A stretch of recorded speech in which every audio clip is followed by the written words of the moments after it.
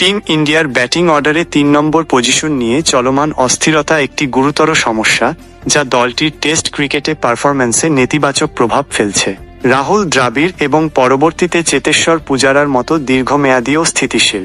৩ নম্বর, ব্যাটসম্যানের অভাবে ভারতীয় দল বর্তমানে একটি মেরুদণ্ডহীন ব্যাটিং লাইনআপের মতো কঠিন পরিস্থিতির সম্মুখীন হচ্ছে। ৩ নম্বর, পজিশনের গুরুত্ব।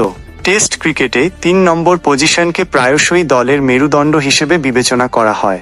ওপেনিং জুটি দ্রুত ভেঙে গেলে এই পজিশনের ব্যাটসম্যানের দায়িত্ব থাকে দলকে বিপদ থেকে উদ্ধার করা এবং একটি শক্ত ভিত্তি স্থাপন করা। যদি এই পজিশনটি ক্রমাগত পরিবর্তিত হয় এবং কোনো ব্যাটসম্যান থিতু হতে না পারে, তাহলে পুরো ব্যাটিং ইউনিটের ওপর এর বিরূপ প্রভাব পড়ে।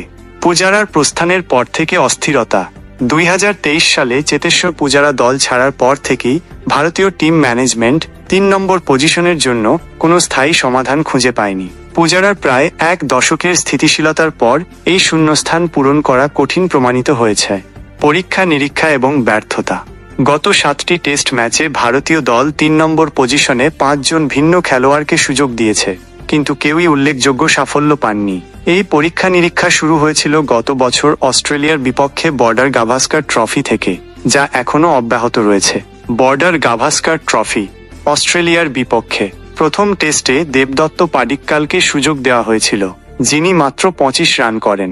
শুভমান গিল দ্বিতীয়, তৃতীয় এবং পঞ্চম ম্যাচে ৩ নম্বরে খেলে মোট ৯৩ রান করেন, যা তার যোগ্যতার তুলনায় অনেক কম। সিরিজের চতুর্থ ম্যাচে KL রাহুলকে এই পজিশনে নামানো হয়।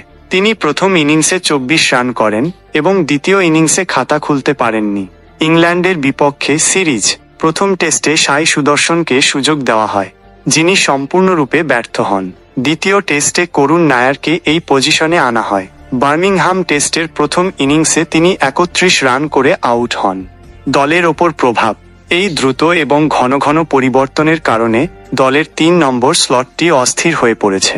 একজন স্থায়ী এবং নির্ভরযোগ্য ৩ নম্বর ব্যাটসম্যানের অভাবে ভারতীয় দল একটি শক্তিশালী এবং আত্মবিশ্বাসী ব্যাটিং লাইনআপ গড়ে তুলতে সংগ্রাম করছে।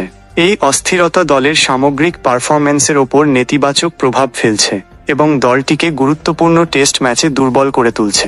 ভারতীয় টিম ম্যানেজমেন্টের জন্য এখন একটি বড় চ্যালেঞ্জ হলো যত তাড়াতাড়ি সম্ভব ৩ নম্বর পজিশনের জন্য একজন যোগ্য ও স্থায়ী খেলোয়াড় খুঁজে বের করা, যিনি দলের ব্যাটিং মেরুদণ্ডকে মজবুত করতে পারবেন।